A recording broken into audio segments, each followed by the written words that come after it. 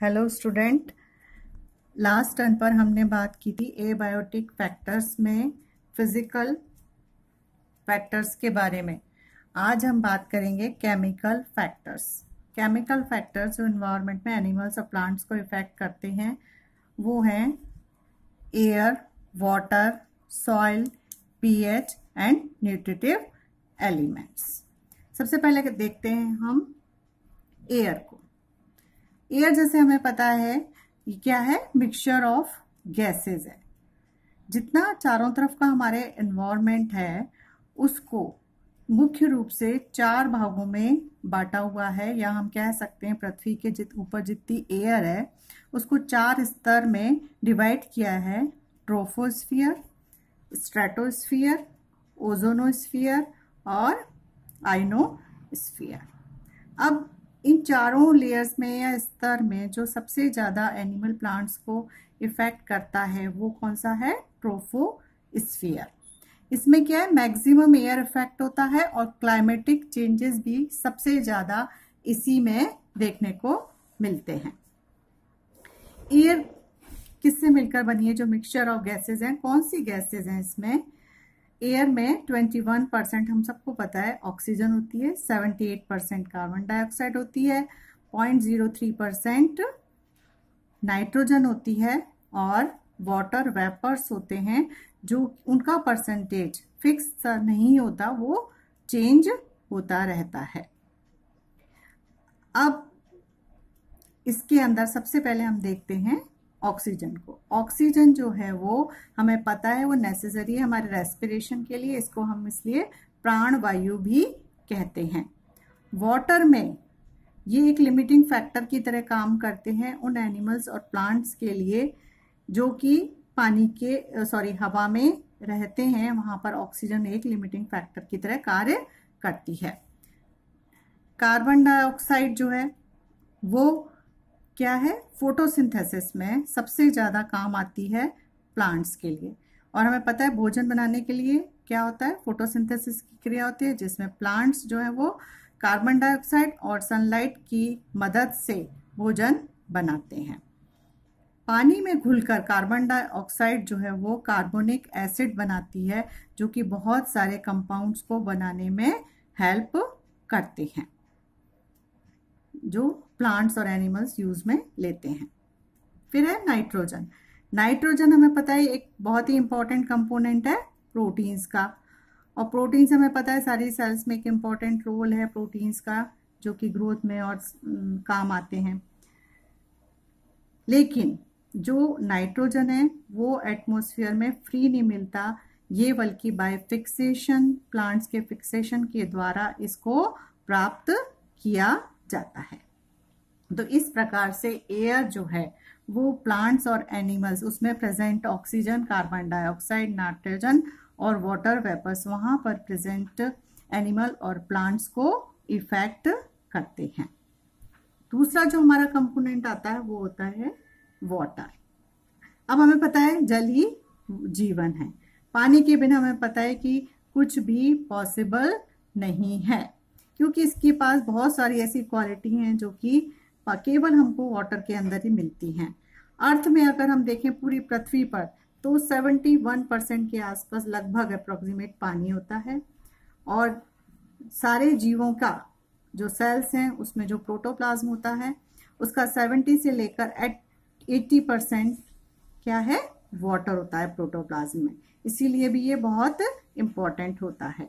अब कौन कौन सी ऐसी विशेषताएं हैं जिसकी वजह से पानी इतना इम्पोर्टेंट है प्लांट्स और एनिमल्स के लिए? क्योंकि पहला है यूनिवर्सल सॉल्वेंट। ये क्या है, यूनिवर्सल सॉल्वेंट है, मतलब इसमें बहुत सारे केमिकल्स घोले जा सकते हैं या घुल जाते हैं, अपने में आप में बहुत सारी चीजों को घोल सकता है।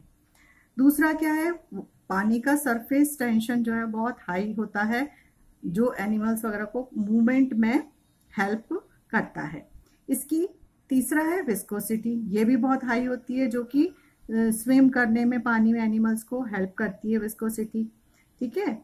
और उसके बाद आता है पानी का टेम्परेचर टॉलरेंस, मतलब वो बहुत अधिक जो है हीट को अपने अंदर रख सकते हैं और बहुत लंबे समय तक भी रख सकते हैं। इसीलिए पानी जो है वो धीरे धीरे गर्म होता है और धीरे धीरे करके ठंडा होता है, जबकि हम रेत में देखते हैं कि वो बहुत जल्दी गर्म हो जाती है और बहुत जल्दी ठंडी हो सकती है। इसके बाद है डेंसिटी एंड ट्रांसपेरेंसी। पानी में डेंसिटी भी होती है अच्छी, ज़्यादा होती है, और उसकी ट्रांसपेरेंसी भी बहुत अच्छी होती है। तो अब ये जो पानी जिसमें इतनी सारी क्वालिटीज़ हैं वाटर में, वो किस तरह से इफेक्ट करता है प्लांट्स और एनिमल्स को। सबसे अच्छा एग्जाम्पल हमको इसमें इंसेक्ट में सिल्वर फिश में दिखता है, जो कि बहुत ज़्यादा इफेक्टेड होती है। पानी मॉइस्चर देता है, 80 से 90% ह्यूमिडिटी रिक्वायर्ड होती है उसको, और वो जहाँ पर ह्यूमिडिटी ज़्यादा होती है वहाँ पर बहुत सारी हमको सिल्वर फिश दिखाई दे जाती हैं। ये जनरली हमें किताबों में सफ़ेद रंग की आप देखते होंगे, वो सिल्वर फिश होती हैं। इसी तरह ट्राइबोलियम वगैरह जो घुन वगैरह लग जाते हैं हमारी दाल वगैरह में, वो कब जब सबसे ज़्यादा देखने को मिलते हैं, जब वाटर कंटेंट्स एयर में ज़्यादा होते हैं, या ये कहें मॉइस्चर ज़्यादा होता है। उसके बाद क्या है, वाटर एनिमल्स में ऑस्मोटिक प्रेशर प्रॉब्लम भी सॉल्व होती है। ऑस्मोटिक प्रेशर की वजह से जो प्रॉब्लम आती हैं वो भी वाटर एनिमल्स में सॉल्व हो जाती हैं।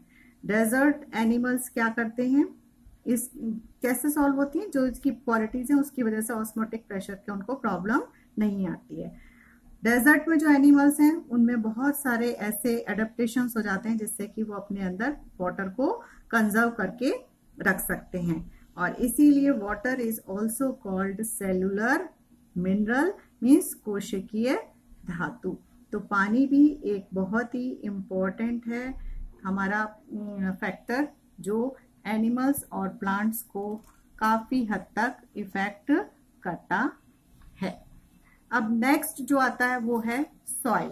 सॉइल जो है वो कैसे इफेक्ट करती है, हमें पता है सब पृथ्वी पर जो ऊपरी लेयर है वो सॉइल की, और वहाँ पर ही सारे लोग रहते हैं, लेकिन मैक्सिमम जो है वो प्लांट्स हमको अर्थ पर सॉइल पर दिखते हैं, बाकी प्लांट्स पानी में भी रहते हैं। इसी तरह कुछ एनिमल्स भी पानी में रहते हैं।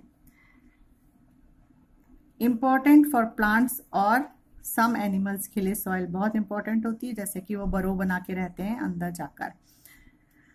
सबसे ऊपर की लेयर जो होती है वो क्या होती है, सॉइल कहलाती है, और इसमें बहुत सारे ऑर्गेनिक इनऑर्गेनिक कंपाउंड्स होते हैं। प्लांट्स की रूट्स होती हैं जो कि टूट टूट के गिरती हैं।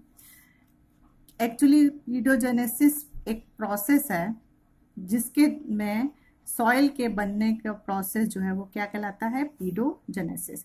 बड़ी बड़ी चट्टानें जो हैं वो टूट कर उनमें वेदरिंग हो जाती है, और उसके बाद वो छोटे छोटे टुकड़ों बनकर और कुछ सालों में प्रोसेस के द्वारा, क्लाइमेटिक चेंजेस के द्वारा उसमें धीरे धीरे वो सॉइल में कन्वर्ट हो जाती हैं, और इस प्रोसेस को हम कहते हैं पीडोजेनेसिस। अब अगर हम कभी भी अर्थ को ऐसे हॉरिजॉन्टली देखें तो हमको नीचे बहुत सारी, जैसे वेदरिंग के अकॉर्डिंग सॉइल बनती चली गई है चट्टानों के टूटने से या उसके वेदरिंग से, तो उस सॉइल प्रोफाइल हमको अलग अलग स्तर में दिखाई दे सकता है। अब ये वाले स्तर जो हैं हमारे कौन कौन से होते हैं, सबसे पहला जो होता है वो ए है, यहाँ पर प्लांट्स उगते हैं सबसे ऊपर वाले में, और ह्यूमस भी बहुत अधिक होता है। इसमें जो है वो फर्दर क्या होते हैं, A1, A2, A3। जैसे जैसे सबसे बारीक यहाँ पे हमको दिखाई देगा मिट्टी होती है, उसके बाद थोड़ा थोड़ा थोड़ी थोड़ी उसमें कंकड़ हमको दिखाई देते जाते हैं, हम और नीचे आते हैं। फिर हम आते हैं बी जोन में। बी जोन जो है यहाँ पर सॉइल जो है वो ह्यूमस भी होता है, सॉइल भी होते हैं, और इस वाले जोन में जो है वो आयरन, एल्यूमिनियम और अदर कंपाउंड भी प्रेजेंट होते हैं। इसमें भी हमको B1, B2 मिल सकते हैं, जो थोड़ा थोड़ा इनमें डिफरेंस और नीचे जाते जाते हैं, थोड़े थोड़े कंकड़ और बड़े होते जाते हैं। उसके बाद आता है सी लेयर जो है, जोन जो है वो थिक होता है बहुत अधिक, और इसमें चट्टानों के छोटे छोटे टुकड़े भी हमको दिखाई दे सकते हैं। मिनरल्स वगैरह जो निकालते नीचे से, ये मिनरल्स इसमें मिलते हैं। वेदर्ड स्टोन प्रेजेंट रहते हैं बड़े बड़े साइज के। और इसके बाद आता है ये डी, जो है रॉकी लेयर या जोन होता है। तो इस तरह से विभिन्न लेयर हमको, अगर हम जमीन में नीचे हॉरिजॉन्टली जाएं तो हमको वर्टिकली ऐसे नीचे की तरफ देखें तो बहुत सारे लेयर्स हमको दिखाई देती हैं। तो सबसे उपजाऊ जो होती है वो हमारी ऊपर वाली लेयर्स ही होती हैं। अब टाइप्स ऑफ सॉइल, सॉइल कितने प्रकार की होती हैं?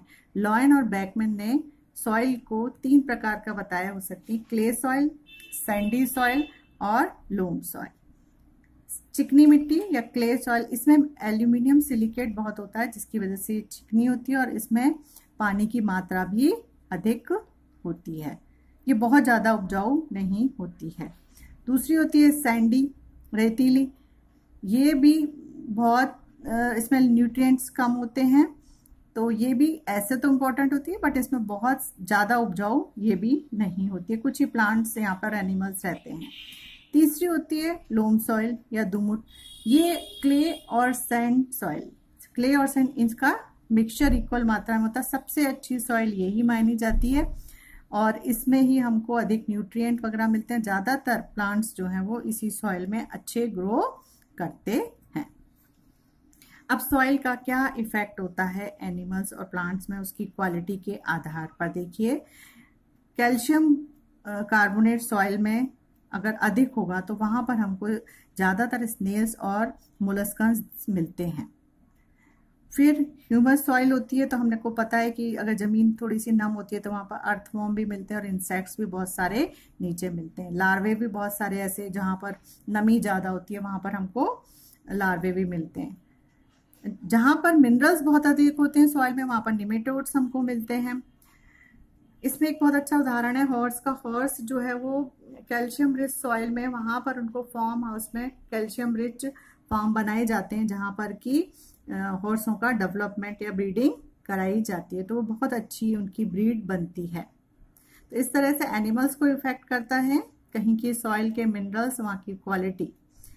प्लांट्स में भी ठोस जो रॉक्स होती हैं वहाँ पर लाइकेंस और मॉसेस हमको दिखते हैं। जहाँ की मिट्टी सैंड होती है वहाँ पर घास, खरबूज, ये तरबूज आपको पता है रेतीली जमीनों मिट्टियों में होते हैं।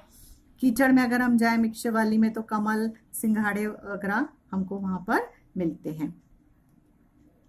तो इस तरह से सॉइल भी एनवायरमेंटल जो फैक्टर है वो एनिमल और प्लांट्स को इफेक्ट करता है। इसके बाद आता है पीएच, हाइड्रोजन आयन कंसंट्रेशन। हमें पता है यह स्केल हमारी जो पूरी होती है 1 से शुरू होती है और 1 2 3 4 5 6 तक ये कैसे होती है, एसिडिक होती है पीएच, और उसके बाद 7 न्यूट्रल होता है और यहाँ 8 9 10 11 आगे अल्कलाइन हो जाता है। तो वहाँ पर हाइड्रोजन आयन कहीं पर भी किसी भी स्थान का, चाहे वो पानी हो चाहे वो सॉइल हो, कितना पीएच है उसके आधार पर भी एनिमल्स की प्रेजेंस और एब्सेंस हो सकती है। जो टेपवर्म होता है वो इंटेस्टाइन में मिलता है, उसकी रेंज बहुत अधिक होती है, वो 4 से लेकर 11 पीएच तक, मतलब एसिडिक से लेकर अल्कलाइन तक पूरा मिल सकता है। और ऐसे ही एसिडिक एनवायरनमेंट में लार्वा इंसेक्ट्स के आराम से बहुत बार हमको देखने को मिलते हैं। अल्कलाइन में मिलता है यूनियोपाइला और प्रोटोजोन्स, ज़्यादातर थोड़े से स्लाइटली अल्कलाइन एटमॉस्फेयर में, या हम क्या जहाँ पर ज़्यादा अल्कलाइन थोड़े एलिमेंट्स होते हैं वहाँ पर मिलता है। तो इस तरह से कहीं किसी भी स्थान का पानी हो चाहे वो मिट्टी हो, उसका पीएच वहाँ पर रहने वाले एनिमल्स को इफेक्ट करते हैं और प्लांट्स को भी। लास्ट आता है न्यूट्रिटिव एलिमेंट्स। न्यूट्रिटिव एलिमेंट्स जो हैं वो मैक्रो एलिमेंट्स भी हो सकते हैं और माइक्रो भी हो सकते हैं। मैक्रो के अंदर आते हैं कैल्शियम, मैग्नीशियम। अब हमें पता है जैसे फोटोसिंथेसिस में क्या चाहिए होता है, क्लोरोफिल वगैरह, उसमें क्या होता है, मैग्नीशियम होता है। तो इनकी प्रेजेंस किसी भी मिट्टी में अगर कैल्शियम और मैग्नीशियम अच्छा है तो वहाँ पर क्या होगा, क्लोरोफिल अच्छा बनेगा। ऐसी हमको एनिमल्स में देख लें तो जहाँ पर आयरन ज़्यादा होगा तो हीमोग्लोबिन अच्छा बॉडी में बनता है, तो हम उसका इंटेक कहाँ से करते हैं उस पर डिपेंड करता है। इसी तरह माइक्रो में आते हैं आयोडीन, मैग्नीज और वेनेडियम, जिंक। ये भी बहुत अधिक मात्रा में नहीं लेकिन बहुत कम मात्रा में हमको चाहिए होते हैं, और इनकी अगर सफिशिएंट मात्रा उस पानी में या मिट्टी में प्रेजेंट होती है तो वहाँ पर रहने वाले जो एनिमल्स हैं या प्लांट्स हैं वो अच्छे ग्रो करते हैं। मैग्नीशियम जहाँ पर अधिक होता है वहाँ हरे पत्तेदार पौधे बहुत अधिक होते हैं, इसलिए हम कहते हैं इसमें कि अच्छा है। ऐसे कैल्शियम वहाँ जहाँ पर अधिक होता है वहाँ पर ज़्यादातर जो है कवच वगैरह इसके मोलस्कन्स के अच्छे बन जाते हैं। तो इस तरह से ये न्यूट्रिएंट्स हेल्प करते हैं वहाँ पर रहने वाले एनिमल्स और प्लांट्स की ग्रोथ में।